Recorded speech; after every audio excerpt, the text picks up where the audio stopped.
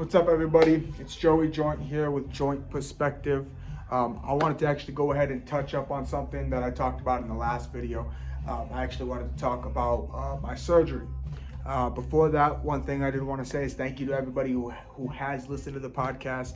I appreciate it. I want to say much love to everybody. I continue to want to keep going with this. But one thing I mentioned in my last podcast with Kayla was that I recently had a surgery done. That surgery, actually, I'll say what it was. I want to go into it in this video. I do also want to say about the production of everything. I'm still learning everything. I plan to learn as I go along. I plan to do everything I can as I continue to make updates with everything. So just stick with me through the process. I'm going to continue to enjoy the process throughout the whole way. So anyways, I want to go back into my surgery here. I'm almost about a week and a half now after having my surgery, and everything's going great. What actually happened was, everybody's gonna laugh at this, and it's okay. It is funny. It's a common misconception for people that are like, oh my God, that's a funny thing. I actually had a circumcision. This may be a little bit too much information for some people. If you don't want to listen to it, that's just fine. It's nothing like that. But I just kind of want to clear everything up, because the moment when I say, oh, I had surgery, everybody's always like, oh, what surgery did you have? So mind you, I do respect that this is my business. I want to be open about this, because one of the biggest things for me about this whole surgery was the nervousness with it all. I didn't know what to expect, because it's not a common surgery that someone has at 24 years old. So anyways, what ended up happening was I have what is called HSV. HSV is herpes. Just like how everybody gets cold sores on their lips and they're like, oh, you have herpes. Yeah, I actually have herpes. So that's kind of the whole funny with it. And unfortunately, I don't get the sores up here. I get the sores in other places.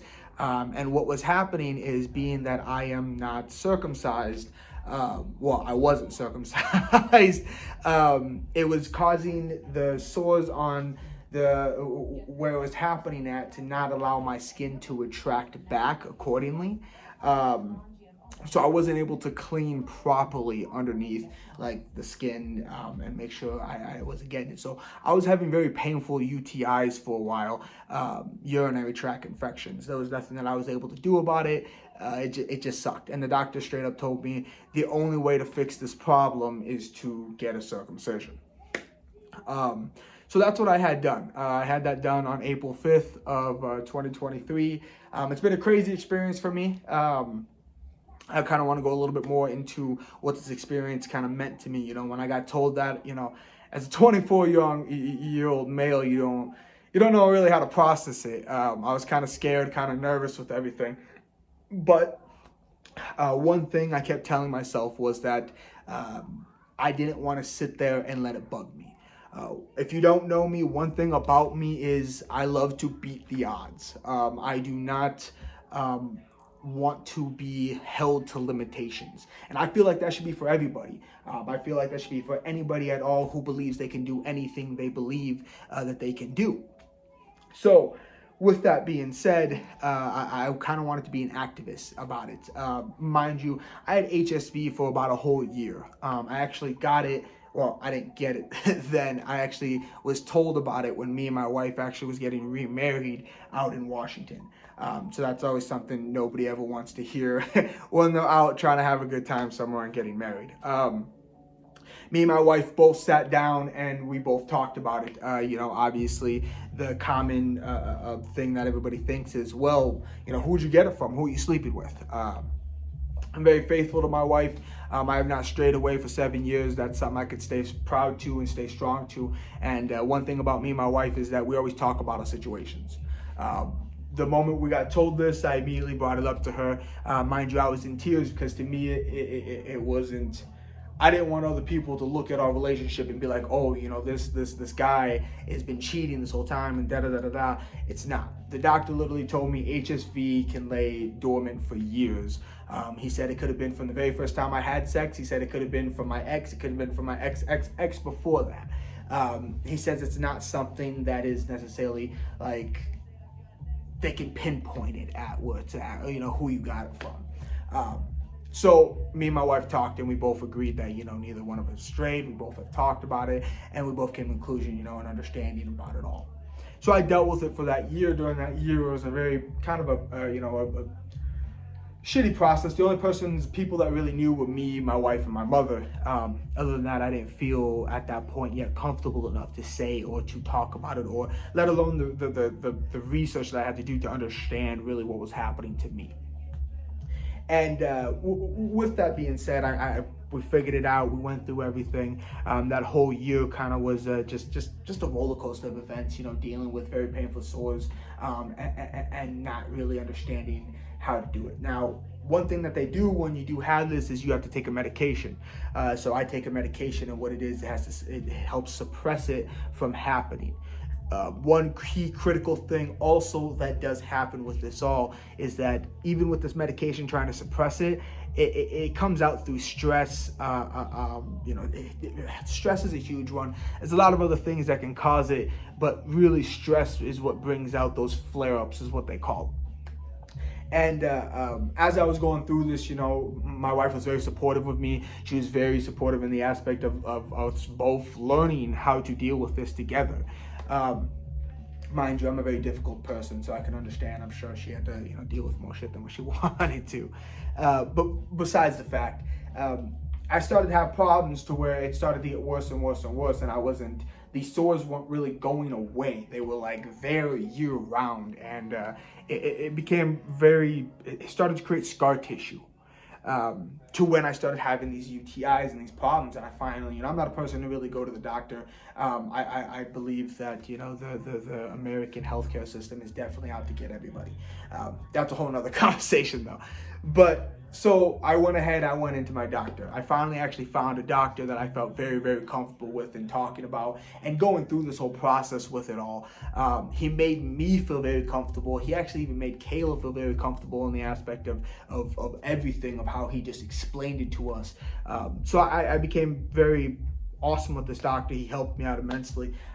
When I started having these UTIs, he took a look at me and examined me and started to notice that it was a lot more inflared and a lot more redness in color than what it needed to be. And that grows to him to believe different things. They ended up taking a urinary sample from me. When they took that, they went ahead and took it to the labs, did the whole process with it all, where he came back and he told me that they were finding bacteria in my urine, which explains for my UTI. They went ahead and put me on medication, but during this process, he explained to me what was happening. And what was happening is, being that I wasn't able to pull it back and clean accordingly, that bacteria was sitting pretty much on the tip, and it was going down into my urethra, giving me these UTIs. So, mind you, they said that with UTIs with men, it is actually a very hard thing to do because we have a much longer urethra compared to what a woman has, where they're kind of more common for it. So he pretty much told me, being that I'm not circumcised, due to my HSV, the scar tissue has caused this concern. And he sent me to a specialist out in Brookings, where I met this gentleman called, sorry, I'm not going to release his name because I don't, that's not my business to entail in that aspect. But I went ahead and I went to Brookings with it, and he kind of came in and just kind of laid it all out for me. He said, yeah, he says, I can't even give you medication to do anything with this. You need to get circumcised.